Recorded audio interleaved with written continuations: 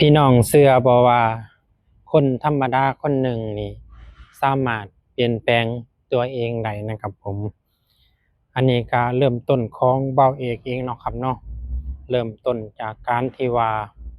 เป็นคนธรรมดาแต่ก่อนนี่เนาะครับเนาะตอนนี้ก็ยังเป็นคนธรรมดาคือเก่าครับผมเปรียบหยังคือว่าเป็นคนธรรมดาแต่ก่อนเนี่ยผมก็เล่ร่อนเนือนครับผมเล่ร่อนทำงานไปเรื่อยๆนับตั้งแต่งานก่อสร้างครับผมลงมาแรกๆเฮ็ดงานก่อสร้างเนาะครับเนาะลงเฮ็ดงานก่อสร้างแล้วก็หลังจากนั้นแล้วก็เมื่อบ้านครับผมเมื่อบ้านเนาะเมื่อบ้านแล้วก็ขับลงมาใหม่ครับผมขับลงมาใหม่ก็เริ่มต้นที่เฮ็ดงานสวนครับผมไปอยู่สวนแถวๆจังหวัดราชบุรีพุ่นล่ะครับผมเฮ็ดงานสวนเนาะอยู่สวนปาล์มครับผมรอบ2ครับผมรอบ2นี่ก็หลังจากเฮ็ดงานสวนปาล์มแล้วเนาะครับเนาะอยู่จังหวัดราชบุรีเนาะครับเนาะแล้วก็เมื่อบ้านครับผมเมื่อบ้านนี่แหละครับผมกลับบ้านอีกรอบหนึ่งครับผมกลับบ้านอีกรอบหนึ่งเนาะเพราะว่ากลับมือหาลูกครับตอนนั้นครับผมกลับมือหาลูกแล้วก็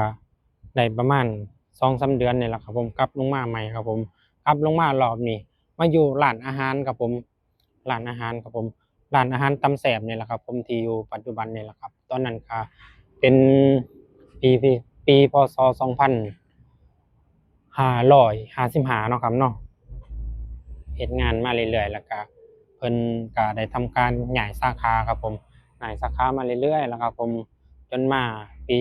พศ2558เนาะครับเนาะแล้วก็ได้มาอยู่แถวๆลาดบุรณะเนาะครับเนาะก็เป็นร้านอาหารเดิมนั่นแหละครับผมแต่ว่าเพิ่นก็ย้ายสาขาเนาะครับเนาะบ่าวเอกก็เริ่มต้นจากตรงนี้แหละครับก็เลยมีชีวิตที่ดีมาเลยเริ่มต้นชีวิตที่ดีมาก็พอมีอยู่มีกินเรื่อยๆครับพอมีเงินเก็บพอได้สร้างสถานะให้ตนเองมาเรื่อยๆครับผมคันว่าบ่มาอยู่ในนี้ก็คือว่าหั้นแหล้วเนาะครับเนาะไปเร่ร่อนไปเรื่อยๆเฮ็ดงานหม้องใดก็บ่ได้คือว่าแหละครับผมมันไปเรื่อยๆนั่นแหละครับผมแต่ว่าเราหยุดอยู่ที่เดิมนี่งานมันก็มั่นคงเงินมันก็มั่นคงเนาะครับเพราะว่าเงินเดือนหรือว่าเงินรายวันมันก็ขึ้นไปเรื่อยๆทุกเดือนทุกวันเนาะครับทุกปีเนาะครับเนาะ เพิ่นก็ขยับไว้ให้ครับผมนั่นแหละครับผมการที่เราสู้ทนอดทนทุกอย่างมันก็จะกลับมาหาเราโดยสมบูรณ์เองครับเหมือนเราเฮ็ดงานกับระบบเพิ่นนี่แหละครับผมลงคลิปสม่ำเสมอลงภาพให้สม่ำเสมอสร้างปฏิสัมพันธ์กับเพื่อนๆบ่อยๆเนาะครับเนาะมันคอมเมนต์นั่นแหละครับผมมันก็จะทำให้เรามีการเข้าถึงมีเงินใช้ในภายภาคหน้าในอนาคต ของเราเองตอนเราแก่เฒ่าเนาะครับเนาะเราจะได้มีเงินส่วนนี้